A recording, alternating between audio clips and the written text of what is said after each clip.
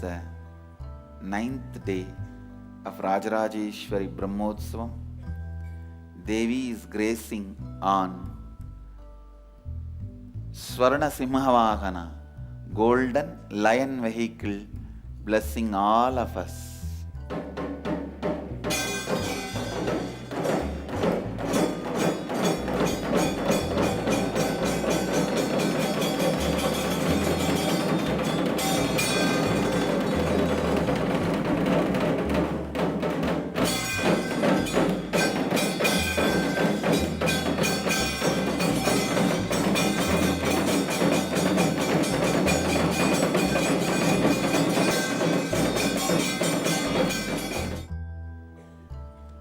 Blessed are those who are always established on realization of reality.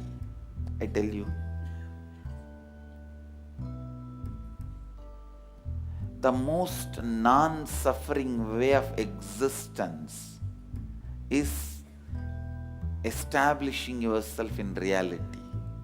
My realization will become your realization. The Apta Pramana of Guru will become Atma Pramana of you. March 3rd, Jivan Mukti Jayanti.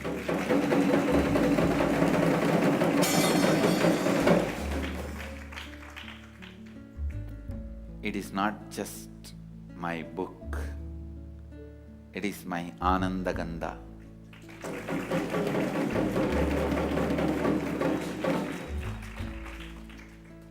Whoever holds that book are holding my Ananda Gandha means pure consciousness, door to God, gateway to consciousness. So understand, Jivan Mukti book has no expiry date. Still it stands out to be the one of the best gifts delivered to the world through me. So this whole month, let's celebrate by distributing Jivan Mukti book in as many languages as possible as a gift to people. Today, whoever calls in, they will receive Jivan Mukti book in the language you want, as much as stock available. தன்னைத்தானே படிக்கிறதுங்கிறது, தன்னைத்தானே வாசிக்கிறது மிகப்பெரிய விஷயம். அதை தெரிஞ்சுட்டோம்னா அதுக்கு மீறி வேற ஒண்ணுமே விஷயம் கிடையாது. அந்த உங்களை நீங்களே வாசிக்கக்கூடிய ஒரு அற்புதமான ஒரு விஷயத்தை இந்த புத்தகத்தின் மூலமா ஒரு கள்ளச்சாவியா உங்களுக்கு கொடுத்துருக்காரு. நல்ல சாவின்னு சொல்ல, நான் கள்ளச்சாவின்னு சொல்றேன். ஏன் நான் கள்ளச்சாவின்னு சொல்றேன்னா, நல்ல சாவின்னு வச்சுங்க, ஒரிஜினலான சாவின்னா நேராக போய் பூட்டை திறக்கும். இந்த கள்ளச்சாவி வந்து நைஸாக உள்ள போகும். ஏன்னா அடுத்தவன் பூட்டு இல்லையா, அதனால அது நுழையும் போது நுழையிறதே தெரியாமல் போகும். உங்களுக்குள்ள இது எப்போ பதிவாச்சுன்னு புரியாத அளவுக்கு உங்க மனசுக்குள்ள போய் ஒரு கள்ளச்சாவி மாதிரி இந்த புத்தகம் போய் சேரும். எங்களுக்கு சத்தியமாக ஆச்சரியமாக இருக்கு. நானெல்லாம் படித்தவன் இல்லை என்று சொல்லவில்லை. ஆனால் உங்களை படிக்கவில்லையே, உங்கள் புத்தகத்தை படிக்கவில்லையே, உங்களுடைய ஆன்மீகத்தை படிக்கவில்லையே, உங்களுடைய அருமை தத்துவத்தை படிக்கவில்லையே, எவ்வளவு எளிமையாக நீங்கள் சொல்லி இருக்கிறீர்கள். நீங்கள் எழுதிய புத்தகத்தில் எதை தொட எதை விட திக்குமுக்காடி திண்டாடி கொண்டிருக்கிறேன். இது கேட்டாலும் கலியுகம் என்று சொல்லி நம்மை நாமே ஏமாற்றிக் கொண்டிருக்க கூடாது. இது கலியுகம், இப்படிதான் நடக்கும் இல்லை, இப்படி நடக்கக்கூடாது. இப்படி நடக்காம இருக்கிறது நாம் என்ன செய்யணும்னா அமைதியான வழியை தேட வேண்டும். அந்த அமைதியான வழியை தேட வேண்டும் என்றால் சிறந்த குருக்களை நீங்கள் தேட வேண்டும். அப்படிப்பட்ட சிறந்த குருவை தேடி இருக்கிறீர்கள். யோக சூத்திரங்கள் சாஸ்திரங்கள் இருக்கிற மர்மமான சூஷ்மமான விஷயங்கள்லாம் இருக்கு. அதையெல்லாம் முதல்ல எனக்கு இவரை பார்த்தா யார் மாதிரி தெரியுமா இருக்கு? ராமானுஜன் ஒருத்தர் கோயில் மேல இருந்து மக்களுக்கெல்லாம் இதுதான்டா மோட்சமடையக்கூடிய மந்திரம் சொன்னதை அத்தனை மக்களுக்கு சொல்லிட்டார். அதே மாதிரி பதஞ்சலி யோக சூத்திரங்களையும் மற்றும் எத்தனையோ உபனிஷதங்களையும் இருக்கிற அந்த உண்மையான அரிய பொக்கிஷமான கருத்துக்களை எல்லாம் எடுத்து எளிய முறையில் பாமர மக்களுக்கும் புரியும் வகையில் ஒரு புக்கு போட்டாரே, பெரிய விஷயம். அது ரொம்ப பெரிய விஷயம். சுவாமி அவர்கள் நான் உலகத்துக்கு சொல்வது சொல்லப் போவது, சொல்ல நினைத்து சொல்லாமல் விடுபட்டு போவது, இவை அனைத்தும் அனைத்தையும் சாரத்தையும் இந்த ஒரு புத்தகத்தில் சொல்லிவிட்டேன் என்று சொல்லிவிட்டார்கள். இல்லை இல்லை இல்லை, இந்த உலகம் எங்கேயே போய் கொண்டிருக்கிறது. ஆக இன்னும் நீங்கள் இந்த உலகத்திற்கு இன்னும் நிறைய எடுத்துச் சொல்ல வேண்டும். உங்களால் முடியும். திருஞான சம்பந்தருக்கு பார்வதி தேவி பால் கொடுத்த மாதிரி உங்களுக்கு இந்த சின்ன வயதில் உங்களுக்கு காளி தேவி உங்களுக்கு பால் கொடுத்திருக்கிறார். ஆக நீங்கள் இந்த உலகத்திற்கு கொண்டு செல்வதற்கு இன்னும் நிறைய உங்களால் முடியும் முடியும். இந்துக்களுக்கு புனித நூல் பகவத்கீதை, இஸ்லாமியருக்கு புனித நூல் குர்ஆன், கிறிஸ்தவர்களுக்கு புனித நூல் பைபிள், மனிதர்களுக்கு புனித நூல்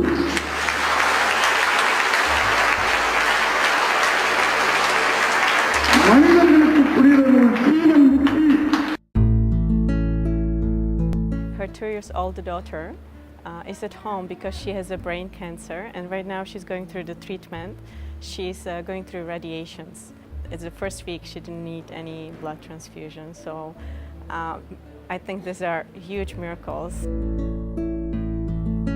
Adult who has a breast cancer might have like 40 grads of radiation, and this is only 2-year-old child and has whole body radiation and is getting 54 grads of radiation, and her blood is still staying without any blood transfusion and actually is getting healthier in a lower level of a healthy child, lowest level of the healthy child. So I think this is the amazing healing that's happening to this child who was not able to come here physically to be healed by Swamiji, but is still being healed, just her mom being here for an awakening.